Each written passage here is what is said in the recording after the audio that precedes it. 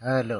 तारीख आज 22 महीना 9 2021 द्वारा नीलकंठ स्थान डॉक्टर भीमराव रामजी अम्बेडकर विद्यालय खंदरा पोस्ट खंदरा भाया उखरा 713363 बीडीओ ऑफिस और police station Andal sub divisional office Durgapur district Paschim Bardhaman West Bengal near by Lord Shiva temple Neelkanth स्थान।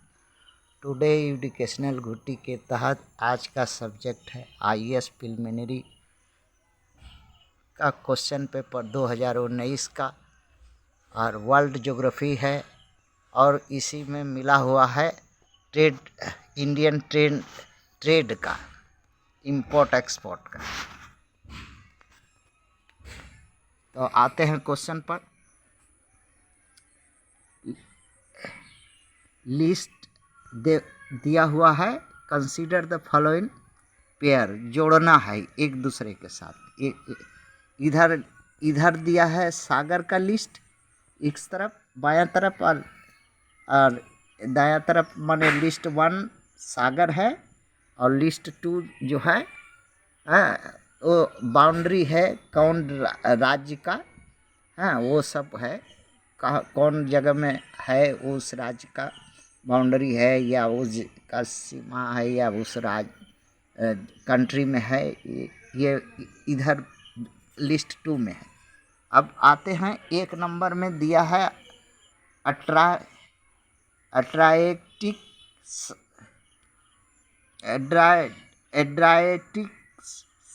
एड्राइटिक सी, उसको दिया है अल्बानिया। अच्छा, अब दूसरा है ब्लैक सागर, ब्लैक सी, कोरटिया।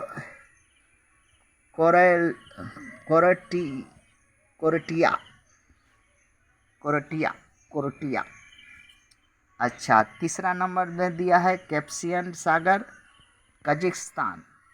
4 नंबर दिया है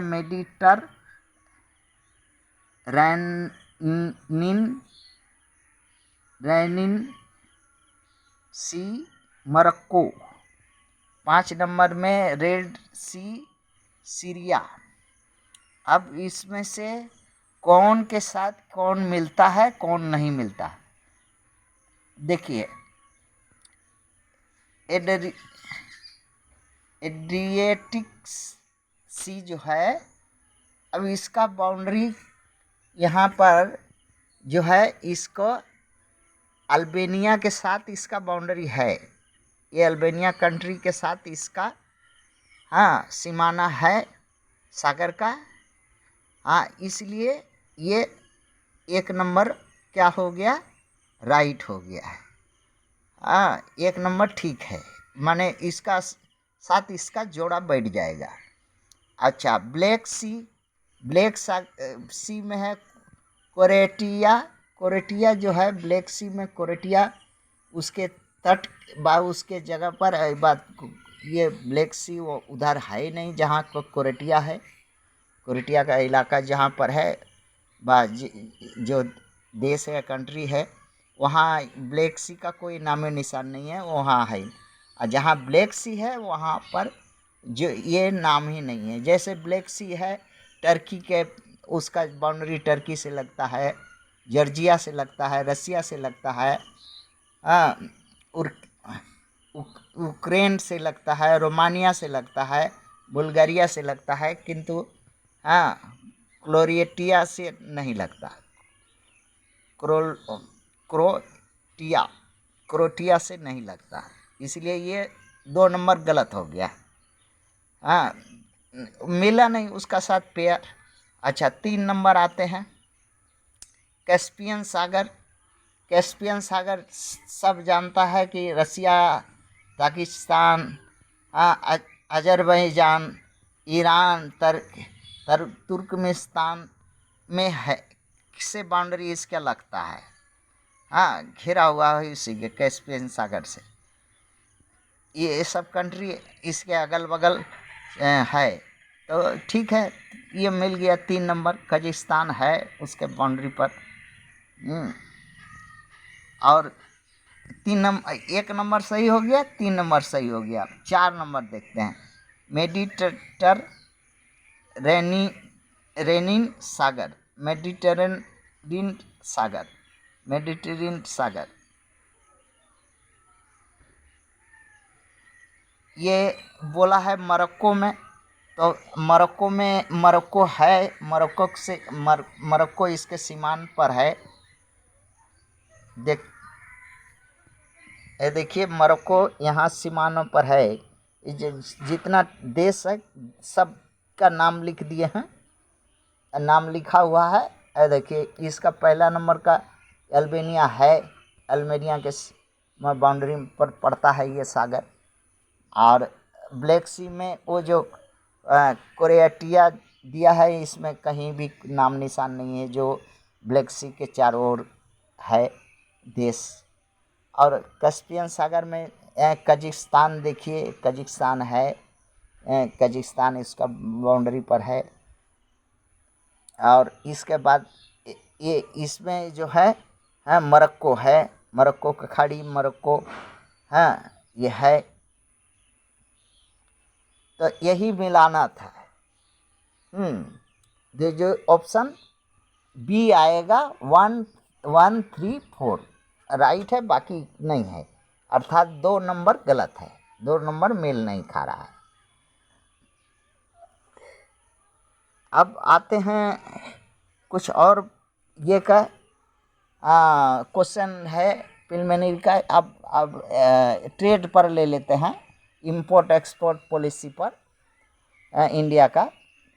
तो इसमें एक क्वेश्चन बोला है कि among the following which one is the largest exporter of rice in the world in the last 5 years. 5 सालों में सबसे विश्व में सबसे बड़ा एक्सपोर्टर चावल का निर्यातक माने बेचने वाला, चावल बेचने वाला कौन देश है? उसमें 4 ऑप्शन है, चाइना, इंडिया, म्यांमार और वियतनाम।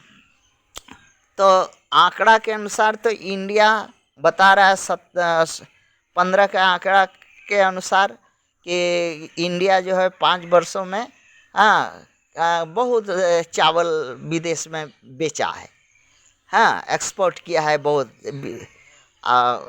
बेचा है, इसलिए इंडिया ही हुआ। अच्छा, अब इसका टर्म कुछ जान लेते हैं। What is export? एक्सपोर्ट किसको कहते हैं? देश से बाहर कोई चीज़ बेचने को एक्सपोर्ट करना बोलते हैं। देश के बाहर, देश में नहीं, देश से बाहर दूसरे देश में कोई चीज़ बेचा जाए दूसरे देश को, तो उसको एक्सपोर्ट करते हैं, एक्सपोर्ट करना। अच्छा, और व्हाट इज इंपोर्ट? इंपोर्ट माने अपने देश के लिए दूसरा देश से कोई सामान खरीदेंगे तो उसको इंपोर्ट कहेंगे। इंपोर्ट, दूसरा देश का खरीदा हुआ सामान को इंपोर्ट कहेंगे। अच्छा, एक क्वेश्चन है कि in India export any commodity then what effect of on the country common people? क्या इफेक्ट पड़ता है अगर कोई सामान अपना देश से निर्यात कर दे, भेज दे या बेच दे, तो क्या असर पड़ता है आम पब्लिक पर? तो देखिए, आम पब्लिक जो है कोई सामान खरीदने जाएगी तो उसको हाई रेट में लेने पड़ेगा, वो कम्योडिटी का शॉर्टनेस हो जाएगा। अर्थात पूंजीपति जो है, जो धन्ना सेठ है, जो स्टॉकिस है बड़ा बड़ा, उस कम्योडिटी का स्टॉक करके, ताकि उसको मुनाफा बाहर से ज़्यादा बेचने से ज़्यादा मिलेगा और भारत में भी मुनाफा चाहिए, इसलिए उस वक्त जो है कमोडिटी का महंगाई माने ज़्यादा हाई रेट में मिलेगा, महंगाई रहेगा। अर्थात महंगाई शब्द से समझिए कि महंगाई बढ़ जाएगा। और अगर if India export any import any common commodity from any country and what effect of माने कंट्री पर तब क्या होगा कि अगर आयात कर ले, मंगा ले, कोई चीज़ खरीद ले, खरीदे तो क्या होगा, भारत के कॉमन पीपल के ऊपर क्या असर है। सामान सस्ता हो जाएगा। और जैसे अगर 100 रुपया किलो आलू है तो 5 रुपया किलो हो जाएगा, सड़क पर फेंकेगा। 1 रुपया किलो हो जाएगा, सड़क पर फेंकने लगेगा। और कृषक का जो उपज का दाम नहीं मिलेगा, कृषक आत्महत्या करेगा।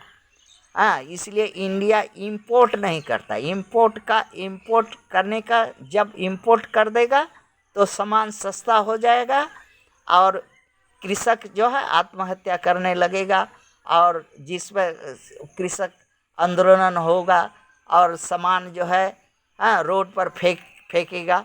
इसलिए इंडिया ये नहीं करती। यही जो इतना सस्ता हो जाएगा सामान की जो हद से बाहर हो जाएगा। काहे कि देश का सामान को व्यापारी लोग खरीदेगा नहीं, क्योंकि इंडिया जो इंपोर्ट करके लाया है वो सस्ता पड़ेगा, और सस्ता रेट में वो स्टॉकिस्ट को देगा, गोदाम को देगा और सस्ता रेट में मिलेगा।